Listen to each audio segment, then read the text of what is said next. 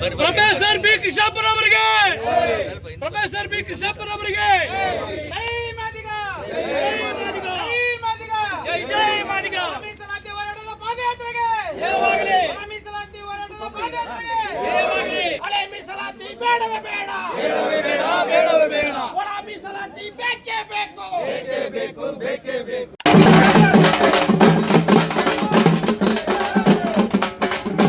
ಈ ಭೇದವ ಯಾಕೋ ಅಣ್ಣ, ನಮ್ಮ ರಕ್ತಕ್ಕೆ ಒಂದೇ ಬಣ್ಣ.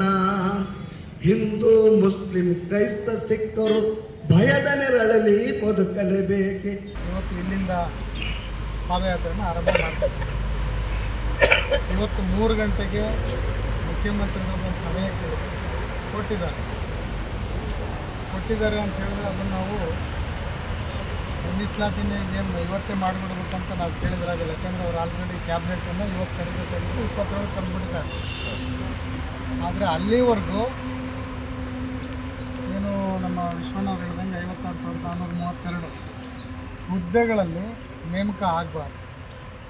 ಅಕಸ್ಮಾತ್ ನೇಮಕದಲ್ಲಿ ಯಾವುದಾದ್ರೂ ಆದೇಶ ಹೊರಡಿಸಿದ್ರೆ ಆ ನೇಮಕಾತಿಯಲ್ಲಿ ನಮಗೆ ನಿಮ್ಮ ನಿರ್ಧಾರದ ಪ್ರಕಾರವೇ 15% ನಮಗೆ ಹಂಚಿಕೆ ಆಗಬೇಕು. ಆ ರೀತಿಯಾಗಿ ನಾವು ಒಂದು ಮನವಿಯನ್ನು ಮುಖ್ಯಮಂತ್ರಿಗಳಿಗೆ ಕೊಡ್ತಾಯಿದ್ದೀವಿ. ನಮ್ಮ ಜೊತೆ ಬೇರೆ ಸಮಾಜಗಳು ಅಲ್ಲಿ ಬರ್ತಾಯಿದ್ದಾರೆ, ನಮ್ಮ ರಾಜಕಾರಣಿಗಳು ಕೂಡ ಬರ್ತಾಯಿದ್ದಾರೆ. ವಿಶೇಷವಾಗಿ ನಮ್ಮ ಷಡಕ್ಷರಿ ಮುನಿ ಸ್ವಾಮೀಜಿಗಳು ಕಳೆದ 2 ವರ್ಷಗಳಿಂದಲೇ ಇದೇ ಸ್ಥಳದಿಂದ, ಕೃಷ್ಣಪ್ಪನವರ ಆಯ್ಕೆ ಸ್ಥಳದಿಂದ, ಈ ಒಂದು ಪುಣ್ಯ ಭೂಮಿಯಿಂದ ಪಾದಯಾತ್ರೆ ಮಾಡಬೇಕಂತೇಳಿ ಅವ್ರು ತೀರ್ಮಾನ ಮಾಡಿದರು. ಅವತ್ತು ನಾವೇ ಒಂದು ಪಾದಯಾತ್ರೆಗೆ ಮನವಿ ಮಾಡಿ ಬೇಡ ಸ್ವಾಮೀಜಿ ಅಂತೇಳಿ ಅವ್ರಿಗೆ ವಿನಂತಿ ಮಾಡಿದ್ವಿ.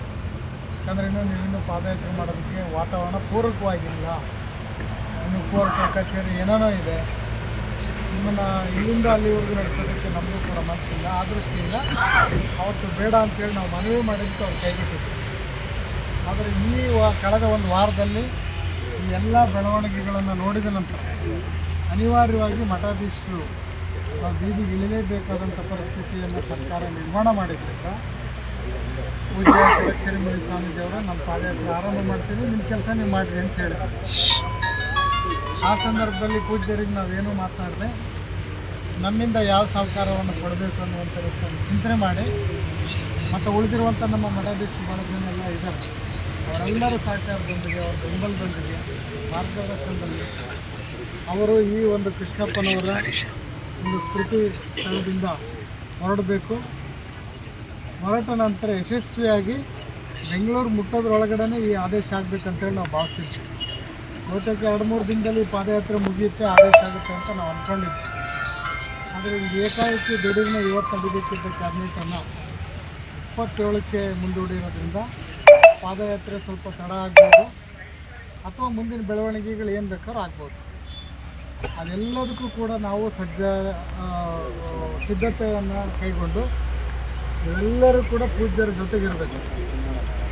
ನಾನು ದಾವಣಗೆರೆ ಜಿಲ್ಲೆಯವರಿಗೇನು ಮನವಿಯನ್ನು ಮಾಡ್ತಿದ್ದೀನಿ, ನೀವು ದಾವಣಗೆರೆ ಜಿಲ್ಲೆ ಭರಮಸಾಗರದವರೆಗೂ ಸ್ವಾಮೀಜಿಯವರನ್ನು ಕಳಿಸ್ಕೊಡೋದಕ್ಕೆ ಸುವ್ಯವಸ್ಥಿತವಾಗಿ, ಸುಖಮಯವಾಗಿ, ಯಾವುದೇ ಅಡೆತಡೆ ಇಲ್ಲದೆ ಭಾಳ ಕ್ಷೇಮವಾಗಿ ದಾವಣಗೆರೆ ಜಿಲ್ಲೆನೆಲ್ಲ ದಾಟಿಸ್ಬೇಕು. ದಾವಣಗೆರೆ ಜಿಲ್ಲೆ ಭರಮಸಾಗರ ದಾಟಿದ ನಂತರ ಚಿತ್ರದುರ್ಗ ಜಿಲ್ಲೆಯವರಿಗೆ ಸೂಚನೆ ಕೊಟ್ಟಿದ್ದರು. ಅವರು ಸಂಪೂರ್ಣ ಚಿತ್ರದುರ್ಗ ಜಿಲ್ಲೆನ ದಾಟೋವರೆಗೂ ಅವ್ರ ಜವಾಬ್ದಾರಿ. ಅದು ಪ್ರಸಾದ ಇರ್ಬೋದು, ನೀರು ಇರ್ಬೋದು, ಎಲ್ಲದೂ ಕೂಡ. ಆನಂತರ ಮತ್ತೆ ತುಮಕೂರು ಜಿಲ್ಲೆಯವ್ರಿಗೆ ಈಗಾಗಲೇ ಮಾತಾಡಿದ್ವಿ, ಆನಂತರ ಬೆಂಗಳೂರು ಜಿಲ್ಲೆಯವರು. ಈ ರೀತಿಯಾಗಿ ಒಂದು ವ್ಯವಸ್ಥಿತವಾಗಿ ಸ್ವಾಮೀಜಿಯವ್ರನ್ನ ನಾವು ಒಂಟಿಯಾಗಿ ಈ ಪಾದಯಾತ್ರೆಗೆ ಕೈ ಬಿಡೋಕ್ಕಾಗೋದಿಲ್ಲ. ನಾವು ಅವ್ರ ಜೊತೆಗಿದ್ದೇ ಇರ್ತೀವಿ. ಆದರೆ ಜೊತೆಗೆ ನಡೀತೀವಿ ಅಂತ ನಾವು ಹೇಳೋದಕ್ಕಾಗೋದಿಲ್ಲ. ಪೂಜ್ಯರನ್ನ ನಡೆಯೋದಕ್ಕೆ, ಪಾದಯಾತ್ರೆ ಮಾಡೋದಕ್ಕೆ ಬಿಟ್ಟು ನಾವು ಅಲ್ಲಲ್ಲಿ ಎಲ್ಲೆಲ್ಲಿ ಸೇರಿಕೊಳ್ಬೇಕು ಪ್ರಮುಖ ಕೇಂದ್ರಗಳಲ್ಲಿ ನಾವು ಕೂಡ ಸೇರಿಕೊಳ್ತೀವಿ. ಮತ್ತು ಅವ್ರಿಗೆ ಬೇಕಾಗಿರೋಂಥ ಮುಂದಿನ ವ್ಯವಸ್ಥೆನೂ ಕೂಡ ನಾವು ಜೊತೆಗಿರಬೇಕಾಗುತ್ತೆ. ಎಲ್ಲದನ್ನು ಅವ್ರ ಮೇಲೆ ನಾವು ಬಿಡೋದಕ್ಕಾಗೋದಿಲ್ಲ. ಈ ಭಾಗದ ಯುವಕರಿದ್ದೀರಿ, ರಾಜಕಾರಣಿಗಳಿದ್ದೀರಿ, ಹೋರಾಟಗಾರರಿದ್ದೀರಿ, ಇವೆಲ್ಲರೂ ಕೂಡ ಅವರ ಜೊತೆಗೆ ಹೆಜ್ಜೆ ಹಾಕುವ ಮೂಲಕ ಹರಿಹರದಿಂದ ಆರಂಭವಾಗಿರುವಂಥ ಈ ಪಾದಯಾತ್ರೆ ವಿಧಾನಸೌಧಕ್ಕೆ ಇವತ್ತೇ ಮುಟ್ಟಬೇಕು. ನಾವು ಕೂಡ ಇವತ್ತು ಚೀಫ್ ಮಿನಿಸ್ಟ್ರಿಗೆ ಹೇಳ್ತೀವಿ, ನಮ್ಮ ಸ್ವಾಮೀಜಿಗಳೊಬ್ಬರು ಪಾದಯಾತ್ರೆ ಆರಂಭ ಮಾಡಿದ್ದಾರೆ, ಅವ್ರು ಬರೋ ವೇಳೆಗೆ ಯಾವ ಮಟ್ಟಕ್ಕೆ ನಮ್ಮ ಸಮಾಜ ಬದಲಾಗುತ್ತೆ ಗೊತ್ತಿಲ್ಲ ಅಂತೇಳಿ ಅವರಿಗೆ ಸ್ವಲ್ಪ ಎಚ್ಚರಿಕೆಯಿಂದ ಹೇಳ್ತೀವಿ. ಅವರು ಏನು ಹೇಳ್ತಾರೆ ಅನ್ನೋದನ್ನು ಸ್ವಾಮೀಜಿಯವ್ರಿಗೆ ತಿಳಿಸ್ತೀವಿ. ಸ್ವಾಮೀಜಿಯವರು ನಿಮ್ಮ ಗಮನ ಹೇಳ್ತಾರೆ. ಈ ರೀತಿಯಾಗಿರುವಂಥ ಒಂದು ಸಿದ್ಧತೆಗಳನ್ನು ನಾವೆಲ್ಲರೂ ಕೂಡ ಎಲ್ಲರೂ ಮಾಡಬೇಕು. ಅಧಿಕಾರಿಗಳಾಗಿ ಭಾಳಷ್ಟು ಜನ ಎಲ್ಲರೂ ನಿಮ್ಮ ಕೆಲಸ ಮಾಡಬೇಕು. ಅಧಿಕಾರಿಗಳು ಪ್ರತ್ಯಕ್ಷ ಕಾರ್ಯಕ್ರಮ ಅವ್ರು ಮಾಡಬೇಕು, ರಾಜಕಾರಣಿಗಳು ಒಳಗಡೆ ಅವ್ರು ಮಾಡಬೇಕು. ಧಾರ್ಮಿಕ ಮಠಾಧೀಶರು ಹೇಗೆ ಕೆಲಸ ಮಾಡಬೇಕು ಅನ್ನೋದನ್ನು ನಾವು ಮಾಡ್ತೀವಿ. ಈ ಎಲ್ಲ ಒಂದು ಆಯಾಮಗಳಲ್ಲಿ ಎಲ್ಲರೂ ಕೂಡ ಕೈಗೊಳಿಸಿಕೊಂಡು ಹೋರಾಟಕ್ಕೆ ಶಕ್ತಿಯನ್ನು ಕೊಟ್ಟರೆ ಗುರಿಯನ್ನು ತಲುಪೋದಕ್ಕೆ ಸಾಧ್ಯವಾಗುತ್ತೆ.